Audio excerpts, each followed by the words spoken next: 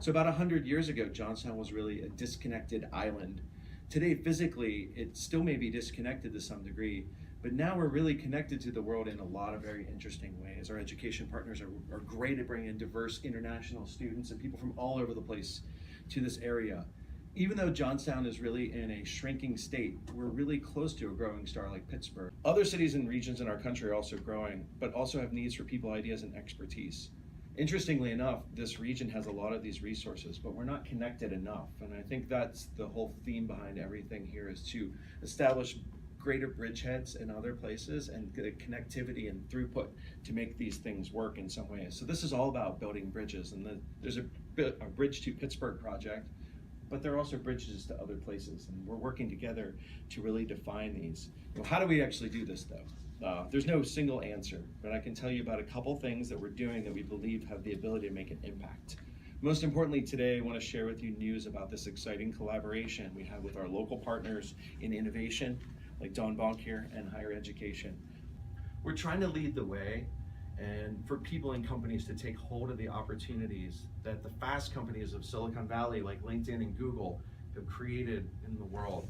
Our team here from Problem Solutions speaks internationally at conferences and at places like Amazon, LinkedIn, Google, and others. We're connected outside of this region, and we want to bring that connectivity back to this area. Look, the fact that companies like Google and Uber are moving offices to Pittsburgh says they're looking for something that Silicon Valley doesn't have. This area between Pittsburgh and State College is vibrant, beautiful, and full of so many talented people and amazing opportunities for growth.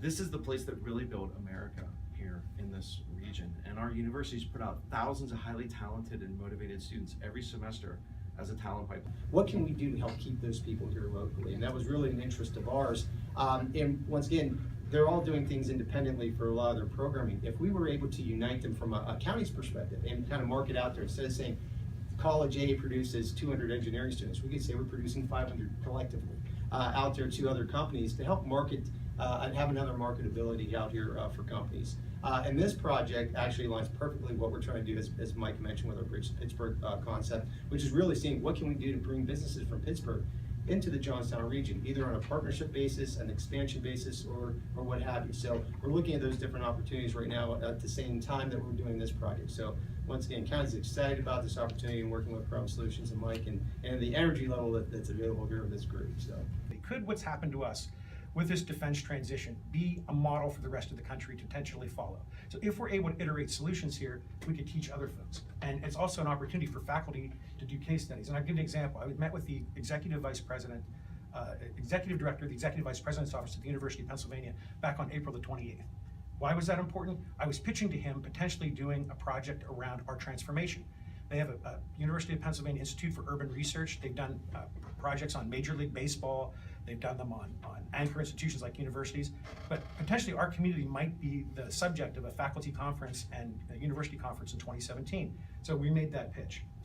Thirdly, student service learning. There are teams here both at the universities locally, but also from other universities that may be a part of those case studies that could come here and potentially offer student development opportunities, but could also add to transformation of our community. The fourth point, international dimension. Part of this grant, and one of the bullet points here, is the engagement with international companies as an opportunity place. In 2003, I nominated Höganäs for a foreign direct investment award that Governor Rendell gave. It was a $70 million investment. Höganäs has continued to grow. They're down near the Moxham neighborhood. We've got Kitron and Königsberg up in Richland. There are other international companies. I served in a prior life as a regional coordinator for the Commonwealth of Pennsylvania's International Trade Program. We have deep connections there with the state, and David Brill, who runs the state's foreign direct investment program, is willing to be a partner to help us look to help find opportunities for international companies, maybe to hire our workers remotely or potentially to come. Then there's also the Select USA program on a federal level that would also look at our area for international opportunities. And we know international students are at both universities and other universities throughout the region, and even in high schools. Lastly, the whole point about employment. So where does this connect to economic development? We're talking about education, anchor institutions, remote workers. I'm personally familiar, and I'm sure a number of you are, folks that are hired by companies from outside our region to do work here. They're doing software, they're doing design, they're doing development, they're in our community. How can we push those opportunities so that someone can still live here and contribute to a larger outside economic driver? Second thing is entrepreneurship. We're pushing entrepreneurship as an opportunity for DoD and ex-DoD workers to find new pathways to economic security and success. And lastly, we want to open up options. We recognize defense is still a vital part of our community, even though it may be sliding down on the scale. The reality is that as important as it is, we want to have diverse opportunities and we want to connect our workers with those. Lastly, I was at Harrisburg yesterday. Rob Wunderling is the CEO of the Philadelphia Chamber of Commerce. There's an initiative called Grow Pennsylvania, and the whole topic of that conversation was about the driving impact of universities on economic development. So statewide, they're focused. I was sitting next to the vice president for community affairs from the University of Pennsylvania was there, Penn State, IUP, Drexel. There were representatives from all the schools around the Commonwealth. And the reality is that as a Chamber of Commerce, directly connected to economic development and driving change is this effort to bring anchor institutions like universities at the forefront of economic development. So what we're doing here in Johnstown isn't just an interesting thing. The state and the Chamber of Commerce, the money people, the business people recognize the value. I think Problem Solutions, companies like Problem Solutions and people like Mike Rucosky are really the pioneers of what I would call the new and more sustainable economy that we envision for our region. Coal and steel were strong and served us well, but we're at a moment of transition.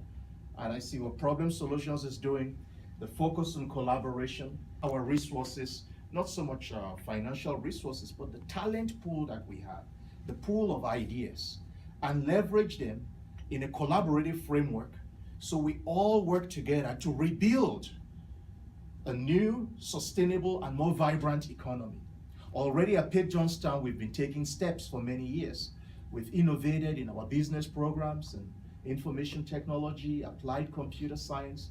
We've revitalized our profile in terms of engineering. We moved from engineering technology to engineering, and now we're adding chemical engineering with the developments in the Marcellus Shale area. We're seeing great interest in our entrepreneurship program, and several people in this room, I know both of you, have been very involved. I mean, I'm speaking of Mike and Don, very involved in driving change in terms of our entrepreneurship program. If these trends continue, this region can reinvent itself. I always draw an analogy in terms of if you watch boxing rounds, right? You could lose a round, but you don't lose the fight. And if you ever since the decline of the coal and steel, and then we lost defense companies, we've lost one round. There's plenty of battle ahead.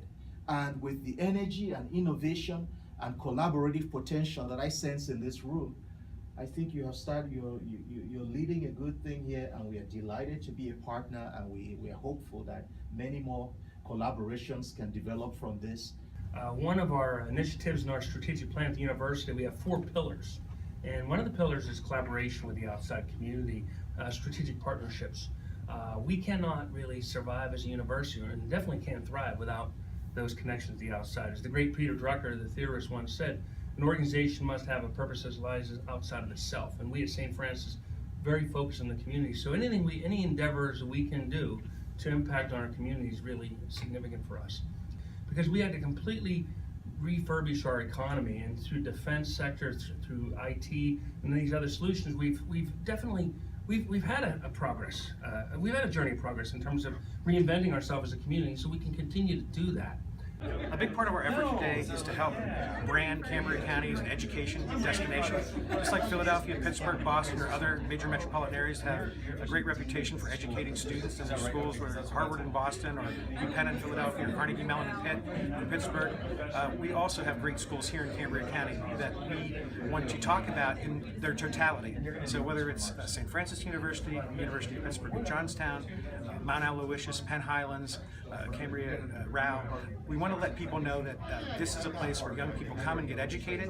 Some of them get jobs here, some of them become entrepreneurs here, and others go and do great things in the world at large. An example would be at a nearby school outside of our county, close enough, as Indiana University's Chad Hurley, which is one of the founders of YouTube.